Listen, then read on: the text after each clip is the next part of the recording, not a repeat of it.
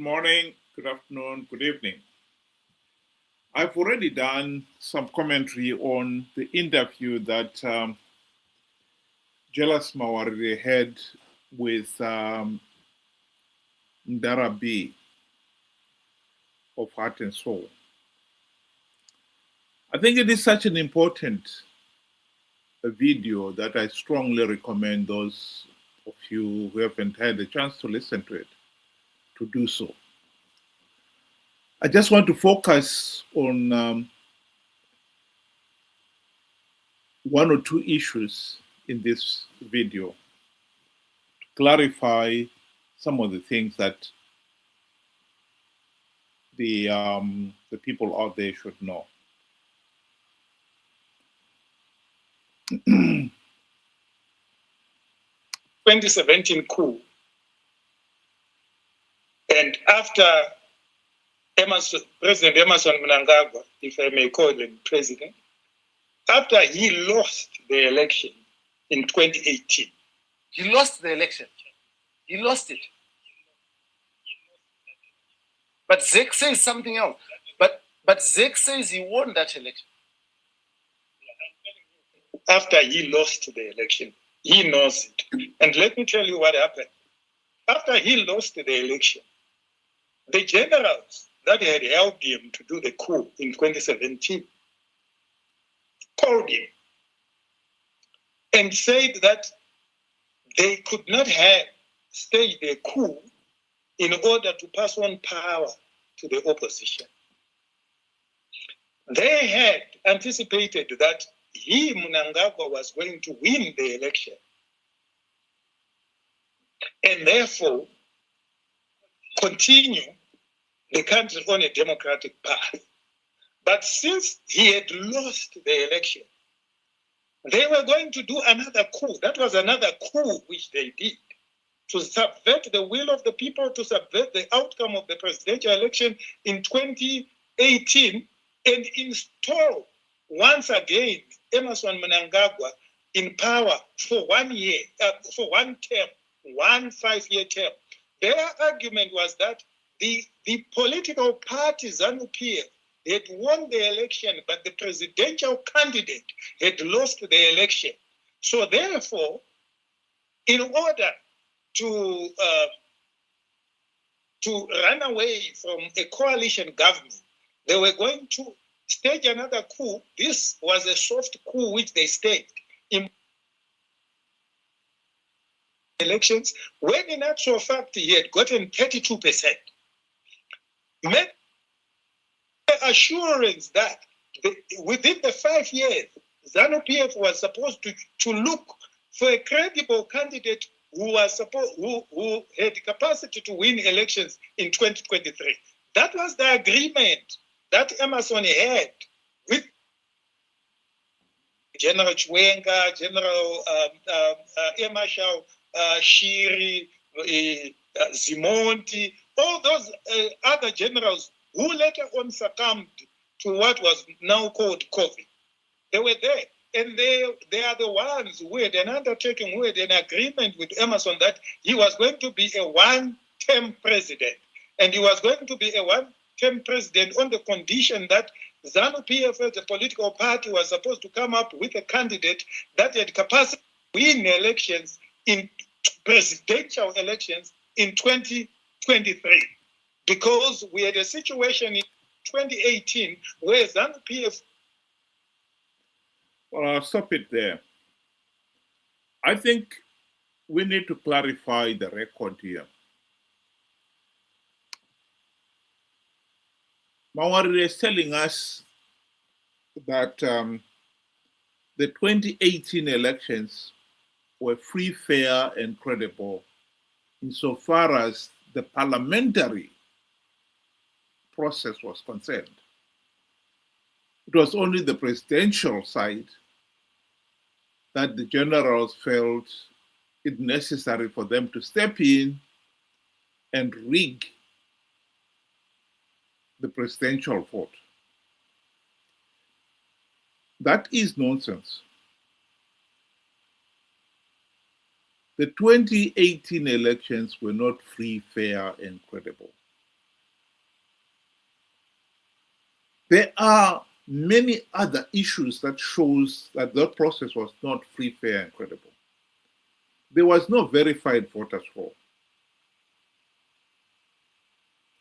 The chiefs, headmen, war veterans carried out what they had always done in these elections: the intimidation, the coercion, particularly of the roll of voters. The media was not free.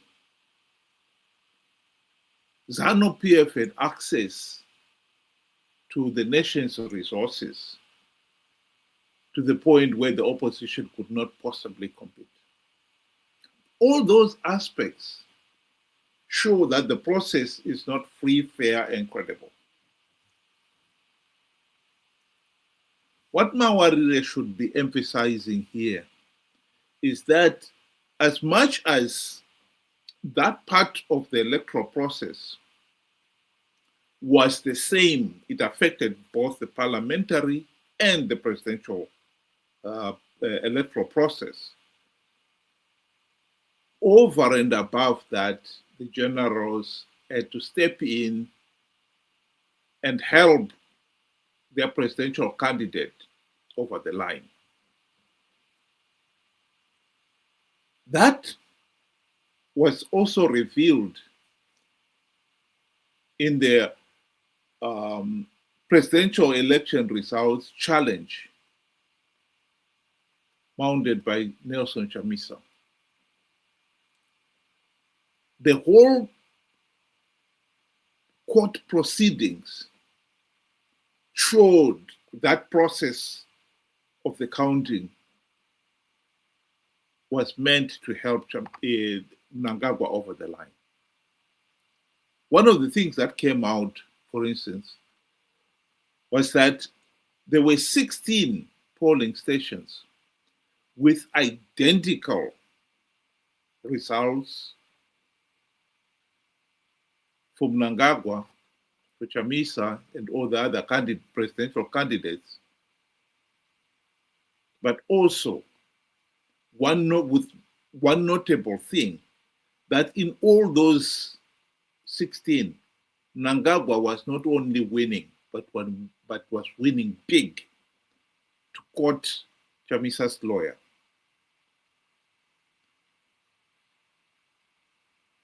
There can be many explanations for it, but the obvious one is that the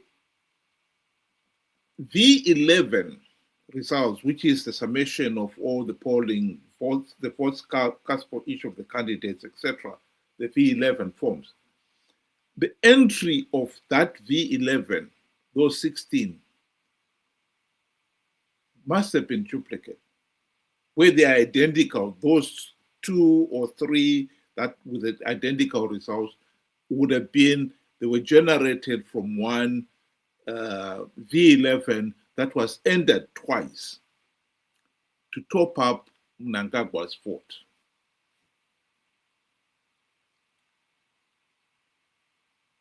There was an interesting process that happened there. Anyone who is familiar with the electoral process would know, at the end of the vote counting in each polling station, the instructions are very clear. All the material relating to that electoral process must be put in a ballot box, and it must be sealed and witnessed by the election officials, the candidates' own representatives, and signed out. And they are kept there by law, specifically that if there should be any challenge to the result, those ballot boxes will be ordered under the law and the court instruction to be opened and the contents examined. That is their purpose.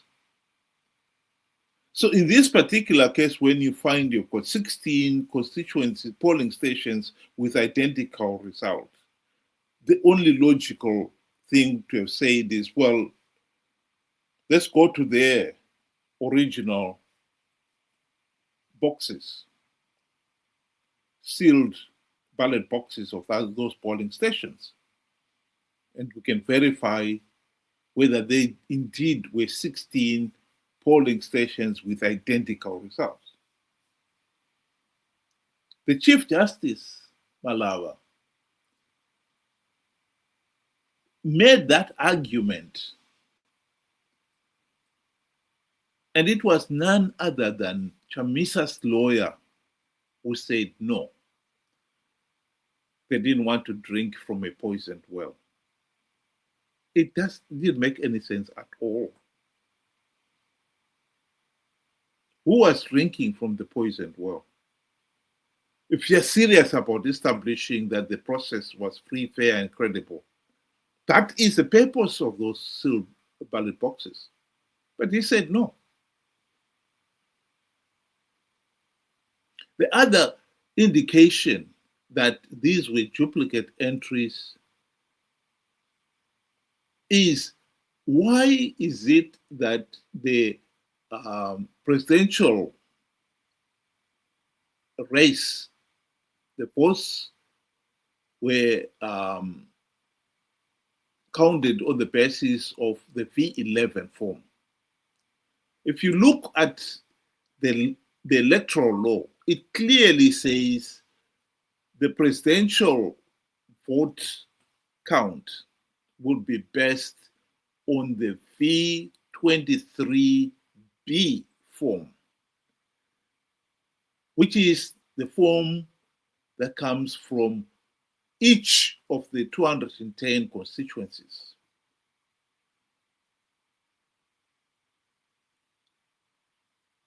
Where all constituents V11 forms totals are added for the parliamentary candidate and the presidential candidate. And yet, in this case here, as in 2018, as in 2023 as well,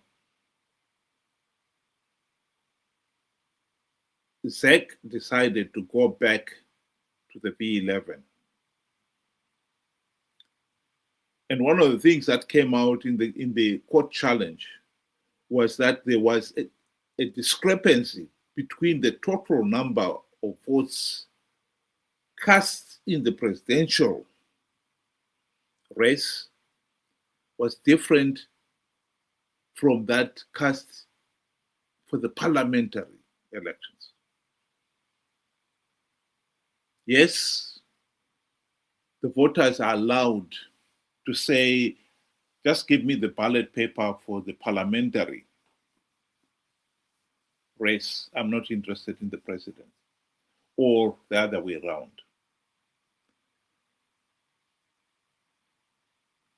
The polling stations have the instructions that if a candidate specifically asks that, that must be recorded. No such record was revealed, and the discrepancy was so big, it didn't really, it wasn't just a two-figure difference. You're looking at thousands, hundreds of thousands of votes difference. Again, a clear sign that here was a situation where Mnangagwa's vote was being topped up to get him over the line. Why Chamisa's lawyers did not challenge why ZEC had reverted to V11 forms is again another mystery.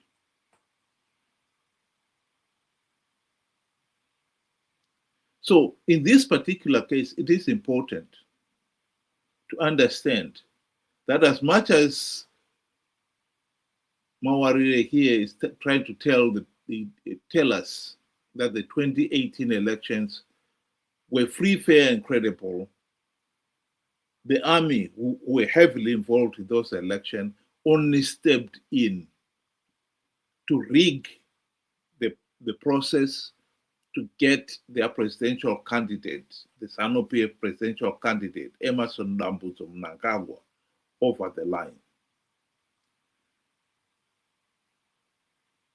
That is not true. But the other important point that must be emphasized here is that the army is once again admitting they were involved in what they call a soft coup.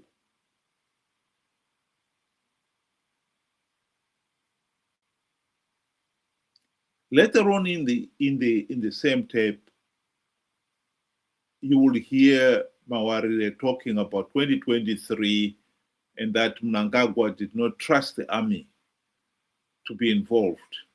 So he got the CIO and FAS to help him rig those elections. And Mawarire confirms that the 2023 elections were rigged. And we know that. SADC knows that. The AU knows that. The army were not involved in that election, as we already know. The army was angry that Mnangagwa had not honored the agreement with them to serve only one term. And this whole Mawarire interview is all about the army being unhappy with the way Mnangagwa did not honor his agreement with them to have to contest only for one term. Their fight at the present moment in this factional Zanu PF fight is they are fighting for Mnangagwa to step down. This fight is, we know, being waged on behalf of Chiwenga. This is just a blessed Geza fight by another name. What is interesting here is that the army is expecting the people to sympathize with them because Mnangagwa shortchanged them, and to support them in this Zanu PF factional war. And yet what is clear, crystal clear, is that even if they should prevail in this factional war and they have their own preferred candidate, finally, for 2028, what I can tell you now is that after all fighting so hard, and they will be involved in the 2028 elections, do you seriously expect them to do anything other than rig those elections on behalf of their preferred candidate? The answer has got to be, of course, they will rig. In other words, supporting this Chiwenga faction will not end the dictatorship. It will only change. You will have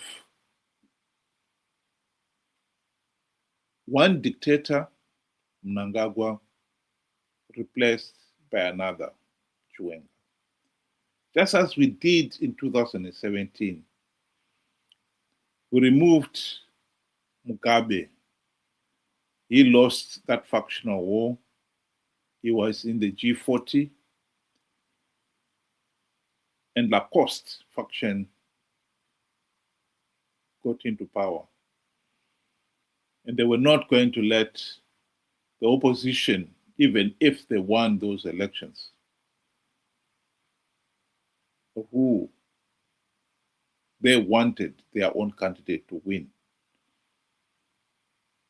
And Mawarire here is admitting that they did rig those elections. The blatant rigging to get Mnangagwa over the line is absolutely shocking. Those 16 polling stations with identical votes is a blatant vote rigging measure.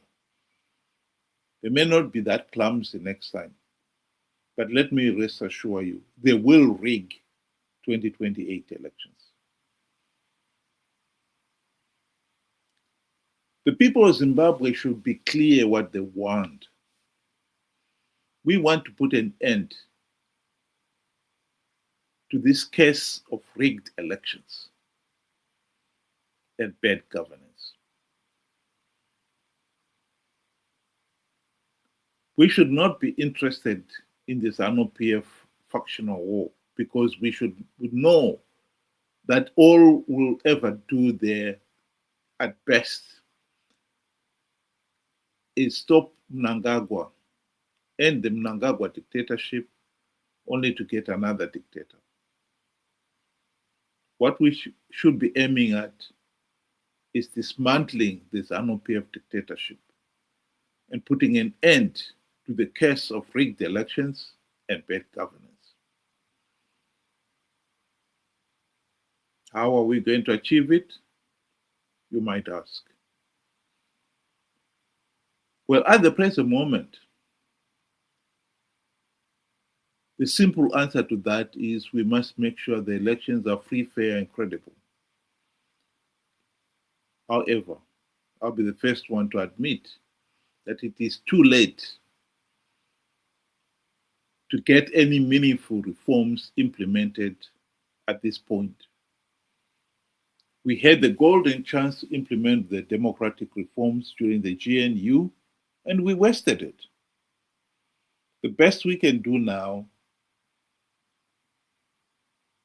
is to make sure that Zanu PF does not get away with another rigged election in 2028. People of Zimbabwe should not participate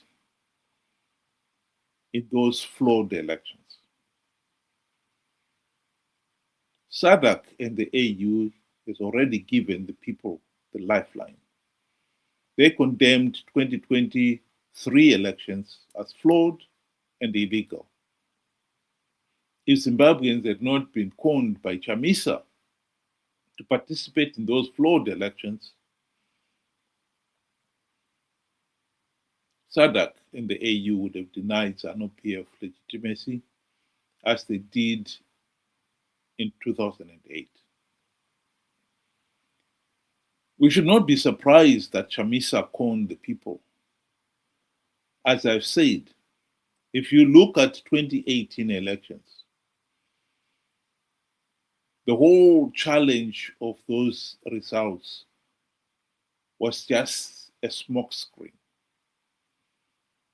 Chamisa had no intention of seriously challenging those results. Otherwise, he would have asked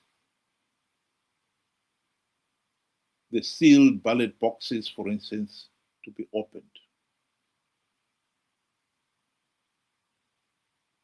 There is no doubt anyone who looks at the history of MDC CCC, they will see that MDC CCC have been Zanu PF Team B in all but name, playing for Team A to win and for Team A to have legitimacy.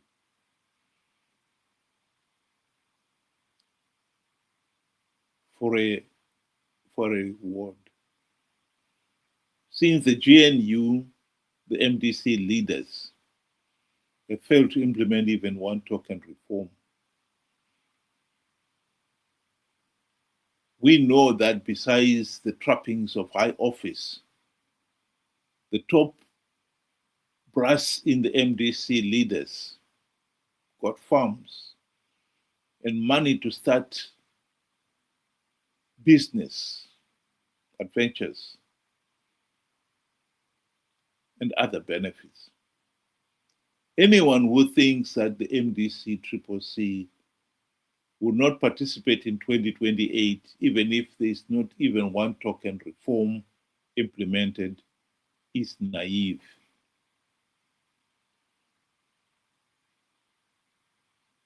We should be smart enough to realize that this nightmare of 46 years and counting of rigged elections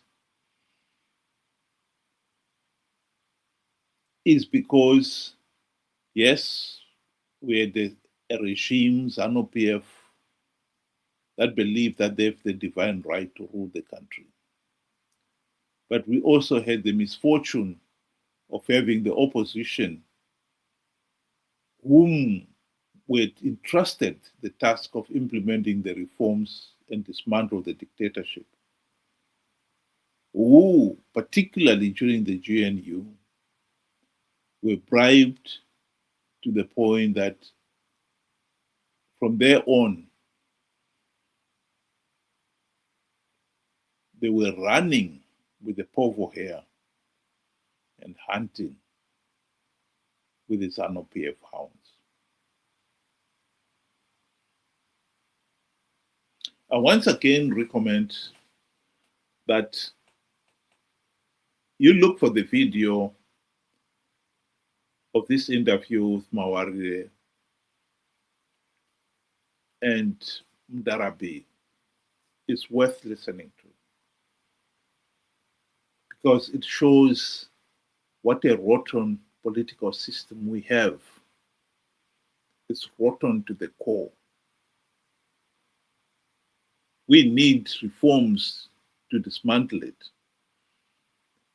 Any hope of thinking that we could have meaningful change without implementing the reforms is naive.